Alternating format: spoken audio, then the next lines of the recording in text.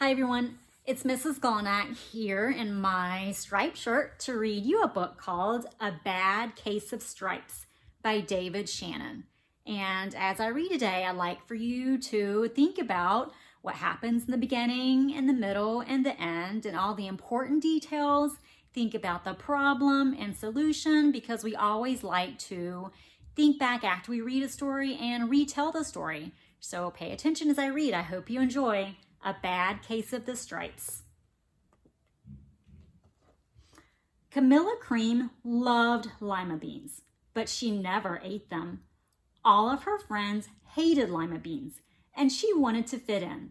Camilla was always worried about what other people thought of her. Today she was feeling even more, or fretting more than usual. It was the first day of school, and she couldn't decide what to wear. There were so many people to impress. She tried on 42 outfits, but none seemed quite right.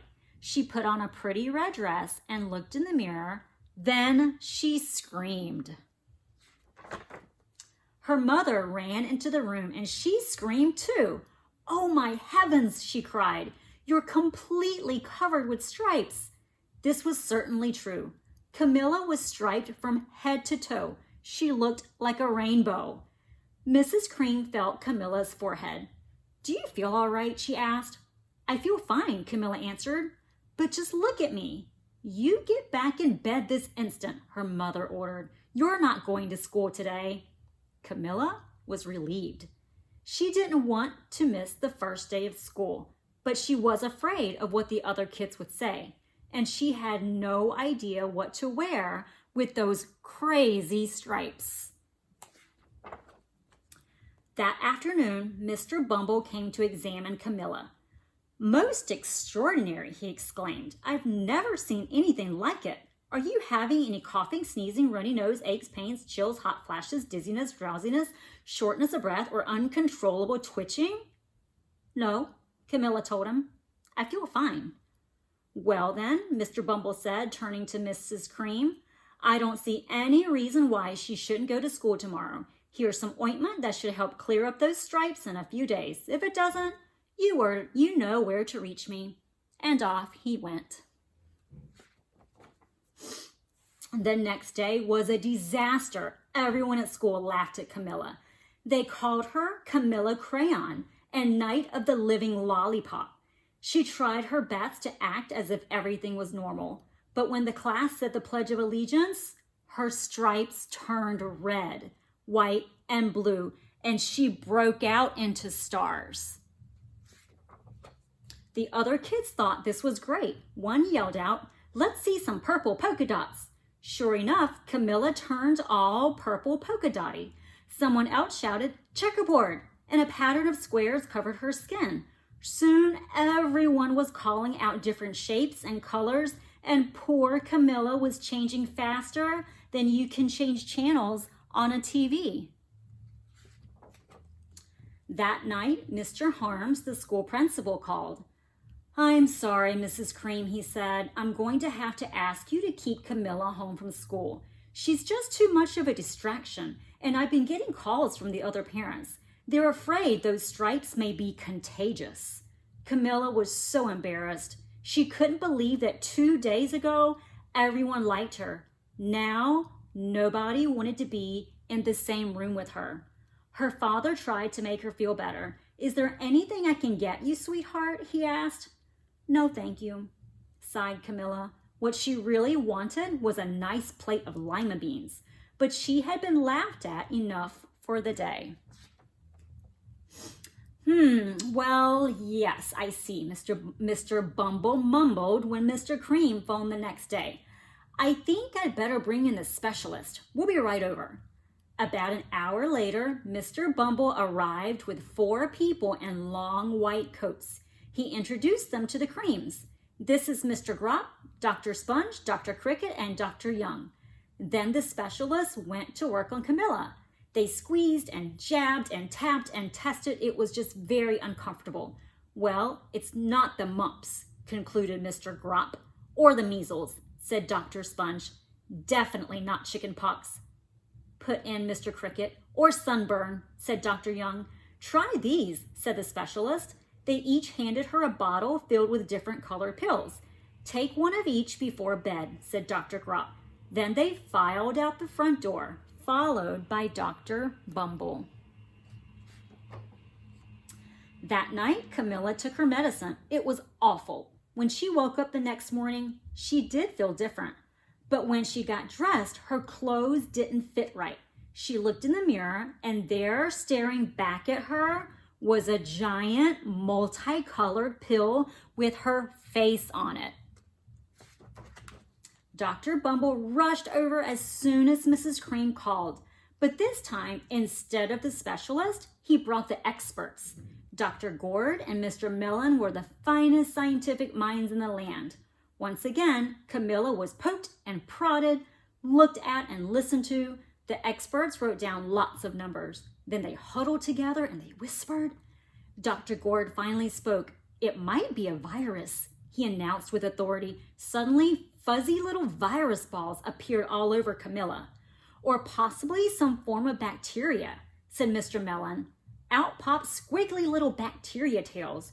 Or it could be fungus, added Dr. Gord. Instantly, Camilla was covered with different colored fungus blotches. The experts looked at Camilla, then at each other. We need to go over these numbers again back at the lab, Dr. Gord explained. We'll call you when we know something. But the experts didn't have a clue, much less a cure. By now, the TV news had found out about Camilla. Reporters from every channel were outside her house, telling the story of the bizarre case of the incredible changing kid. Soon, a huge crowd was camped out on the front lawn. The Creams were swamped with all kinds of remedies from psychologists, allergists, herbalists, nutritionists, psychics, an old medicine man, a guru, and even a veterinarian. Each so-called cure only added to poor Camilla's strange appearance until it was hard to even recognize her. She sprouted roots and berries and crystals and feathers and a long furry tail, but nothing worked. One day, a woman who called herself an environmental therapist claimed she could cure Camilla. Close your eyes, she said, breathe deeply, and become one with your room. I wish you hadn't said that, Camilla groaned. Slowly, she started to melt into the walls of her room. Her bed became her mouth, her nose was a dresser, and 2 paintings were her eyes. The therapist screamed and ran from the house. What are you going to do? Cried Mrs. Cream. It just keeps getting worse and worse, and she began to sob. At that moment, Mr. Cream heard a quiet little knock at the front door. He opened it, and there stood an old woman who was just as plump and sweet as a strawberry. Excuse me, she said brightly, but I think I can help. She went into Camilla's room and looked around. My goodness, she said with a shake of her head. What we have here is a bad case of stripes. One of the worst I've ever seen. She pulled a container of small green lima beans from her bag. Here, she said, these might do the trick. Are those magic beans? Asked Mrs. Cream. Oh my, no, replied the kind old woman. There's no such thing. These are just plain old lima beans. I'll bet you'd like some, wouldn't you? She asked Camilla.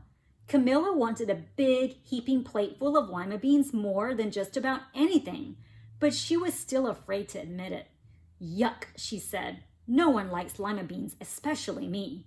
Oh dear, the old woman said sadly. I guess I was wrong about you.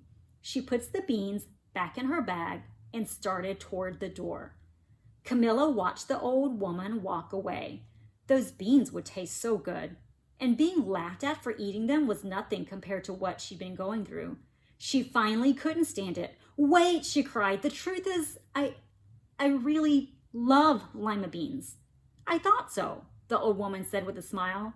She took a handful of beans and popped them into Camilla's mouth. Said Camilla. Suddenly, the branches, feathers, and squiggly tails began to disappear. Then the whole room swirled around.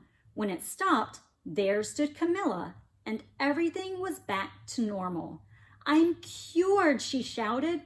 "Yes," said the old woman. "I knew the real you was in there somewhere." She patted Camilla on the head.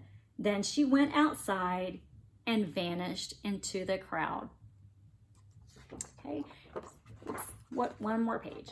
Afterward, Camilla wasn't quite the same. Some of the kids at school said she was weird, but she didn't care a bit. She ate all the lima beans she wanted, and she never had even a touch of stripes again. Okay, so I hope that you enjoyed A Bad Case of the Stripes. I'd like for you at home to talk about this story with someone and retell this story to them. The beginning, the middle, and lots of important details. Talk about the problem and solution, and also write about your favorite part of the story. Okay, until next time, have a great night.